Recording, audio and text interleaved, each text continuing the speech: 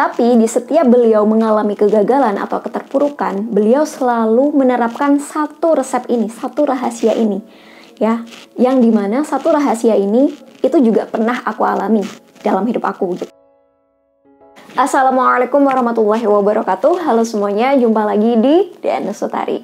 Oke, di video kali ini aku ingin share ke teman-teman tentang salah satu buku self development atau buku self improvement yang baru-baru ini aku baca, ya, yang judulnya adalah The Lost Prosperity Secrets of Napoleon Hill, atau dalam bahasa Indonesianya itu dikasih judul Kiat Sukses di Masa Sulit. Ini adalah buku kedua dari Napoleon Hill yang aku baca. Yang sebelumnya adalah Think and Grow Rich, dan beberapa hari terakhir aku sering banget bikin Insta story ya di Instagram aku di @dnsutari tentang kutipan-kutipan dalam buku ini, dan banyak sekali teman-teman yang request untuk ngebahas tentang buku ini. Jadi ya, seperti apa lengkapnya mengenai buku ini dan juga pengalaman yang udah pernah aku alami sendiri berdasarkan buku ini ya.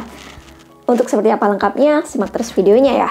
Mungkin beberapa teman-teman masih belum familiar dengan nama Napoleon Hill. Jadi Napoleon Hill ini adalah salah satu gurunya Bob Proctor. Betul nggak sih aku bilangnya Bob Proctor? Beliau adalah salah satu tokoh yang muncul di buku The Secret. Ya, buku The Secret kan terkenal banget tuh. Salah satu buku sekaligus film yang mengenalkan secara luas tentang The Law of Attraction. Nah, di salah satu bukunya The Secret itu kan ada Bob Proctor ya. Salah satu ya kayak quotes, salah satu pengalamannya Bob Proctor. Nah, guru besarnya si Bob Proctor ini adalah Napoleon Hill. Dan Napoleon Hill itu sendiri, beliau itu udah lahirnya tahun 1800 sampai 1900-an awal gitu ya. Jadi beliau udah ya banyak pengalaman tentang The Law of Attraction. Dan di buku ini ya, sesuai dengan judulnya, Kiat Sukses di Masa Sulit. Jadi si Napoleon Hill ini menceritakan tentang kisah beliau, gimana caranya ya, kuncinya beliau untuk bisa bangkit di setiap beliau itu mengalami masa-masa sulit atau masa-masa terpuruk, masa-masa kegagalan. Ada 11 bab yang dibahas di dalam buku ini, tapi yang paling berkesan bagi aku adalah di bab 5. Ya, teman-teman bisa lihat nanti ada 11 bab dalam buku ini. Dan di bab 5 itu menurut aku adalah nyawa dari judul buku ini, yaitu Kiat Sukses di Masa Sulit. Karena di bab 5 ini beliau ngebahas tentang 7 titik balik dalam hidup saya.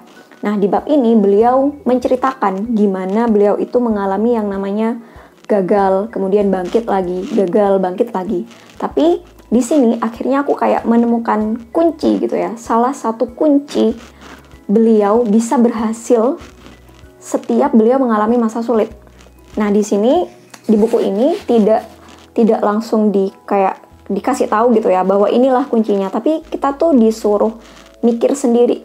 Kita tuh disuruh meresapi sendiri apa sih kunci sebenarnya yang dilakukan oleh Napoleon Hill saat dia mengalami masa-masa sulit. Tapi di setiap beliau mengalami kegagalan atau keterpurukan, beliau selalu menerapkan satu resep ini, satu rahasia ini, ya, yang dimana satu rahasia ini itu juga pernah aku alami dalam hidup aku gitu.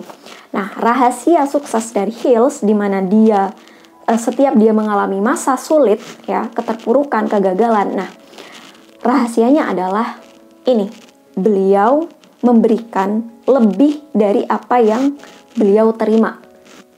Nah, maksudnya di sini adalah gini teman-teman. Karena ini adalah maksudnya sukses di sini adalah dalam hal finansial ya, dalam hal karir gitu ya. Nah, di setiap beliau itu kayak terpuruk lagi, gagal lagi. Nah, beliau itu selalu menerapkan satu rahasia ini. Nah, jadi kan beliau kayak di masa sulit itu kayak ya udah aku mau kerja apa aja. Nah, di setiap beliau itu kerja apapun ya, beliau itu selalu menerapkan bahwa aku akan memberikan pekerjaan, aku akan melakukan pekerjaan, memberikan yang terbaik yang bisa aku lakukan meskipun gaji yang aku terima tidak sepadan.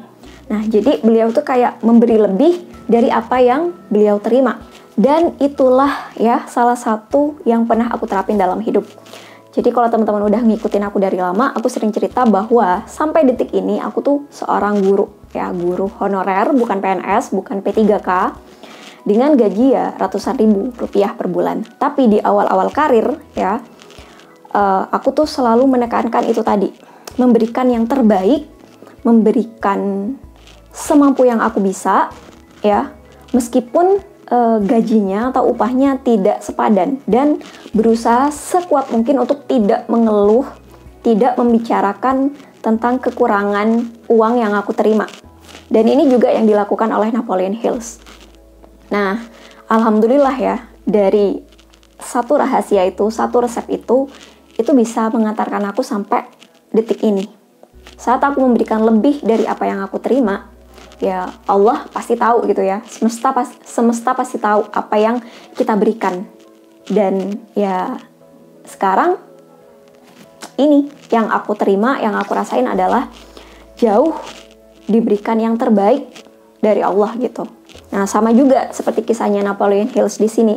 Setiap beliau itu memberikan yang terbaik, memberikan semampu yang beliau bisa, ya, meskipun upahnya itu tidak sepadan, beliau itu selalu bisa bangkit lagi. Tapi ini mungkin akan menimbulkan pro kontra ya di kalangan yang mungkin ini. Hal seperti itu kan biasanya identik dengan kapitalisme. Jadi sistem kapitalisme itu kan seperti kayak memanfaatkan tenaga kita, kemampuan kita secara berlebihan, tapi memberikan upah yang minimum. Tapi di sini aku akan mengesampingkan itu gitu.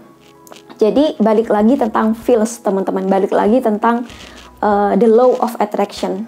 Kalau energi kita, perasaan kita memberikan cinta, ya, memberikan cinta pada pekerjaan yang kita lakukan, memberikan yang terbaik dengan tidak kayak terlalu mengejar duitnya, maka insya Allah gitu ya, dari pengalaman aku dan dari juga dari pengalamannya Napoleon Hills yang beliau tulis di buku ini, itu tidak akan pernah kayak mengkhianati gitu. You attract what you are. Jadi saat kita memberikan cinta pada pekerjaan kita, kita juga akan mendapatkan cinta yang jauh lebih banyak. Dan bentuk cinta di sini bisa yaitu tadi ya, kita bisa dapat kayak keberkahan dari pekerjaan yang kita lakukan. Nah, jadi teman-teman gini deh, kalau misalnya kayak diberi upah yang tidak sepadan dengan pekerjaannya, kita kayak balik lagi gitu, sesuai dengan feel atau energi yang kita rasakan. Kalau kita emang membuat kita jadi kayak tidak ikhlas, membuat kita kayak mengeluh terus, ya udah tinggalin aja, cari yang lain. Tapi dari pengalaman yang pernah aku alami, apapun pekerjaan yang kita lakukan sekarang, ya, berikan yang terbaik semampu yang kita bisa, ya, semampu yang kita bisa dengan memberikan cinta dan kasih di sana. Maka, dan ini juga jangan terlalu ngejar duitnya, ya, maka insya Allah jalan pintu rezeki dari tempat lain, dari arah lain itu akan diberikan oleh Allah Subhanahu wa Ta'ala, insya Allah. Kalau kita merasa rugi memberikan yang terbaik sedangkan gajinya tidak sepadan, ya itu tadi ya, karena perasaannya, pikirannya adalah rugi gitu, maka yang kita akan terima adalah kerugian gitu. Tapi kalau teman-teman ngerasa kayak, oh, aku bekerja ini bukan untuk manusia gitu, aku bekerja untuk Tuhan gitu, dan kita yakin bahwa Tuhan itu maha kaya dan dia tidak akan memberikan kesusahan pada apa yang udah kita kerjakan dengan sepenuh cinta dan kasih kita, ya udah gitu, maka kamu akan menerima sesuai dengan apa yang kamu rasain, kamu pikirin ya, dan energi yang kamu berikan saat kamu melakukan pekerjaan tersebut. Ini bukan hanya dari pengalaman dari buku ini aja ya, dari Napoleon Hills aja, tapi udah aku rasain sendiri gitu. Dan balik lagi, terserah teman-teman gitu, mau diterapin atau enggak, ya terserah teman-teman. Dan kabar baiknya lagi dari buku ini adalah selain emang menceritakan kisah beliau juga memberikan contoh secara langsung tentang afirmasi gitu ya, afirmasi dan sugesti ke dalam pikiran kita supaya kita itu bisa menjadi pribadi yang lebih kayak memandang sesuatunya itu dari sisi kebahagiaan dan kebaikan. Nah, jadi penutup dari video ini adalah aku sangat merekomendasikan buku ini ya untuk teman-teman yang tertarik belajar tentang the law of attraction, apalagi teman-teman sekarang mengalami masa-masa sulit atau masa-masa kegagalan dalam hidup. Nah, kalau bisa dibilang ini 9/10 lah ya dari aku. Oke, jadi itu teman-teman ya, sedikit review aku mengenai buku Kiat Sukses di Masa Sulit dari Napoleon Hill. Mungkin kesannya kayak ini ya, reviewnya kayak abal-abal gitu.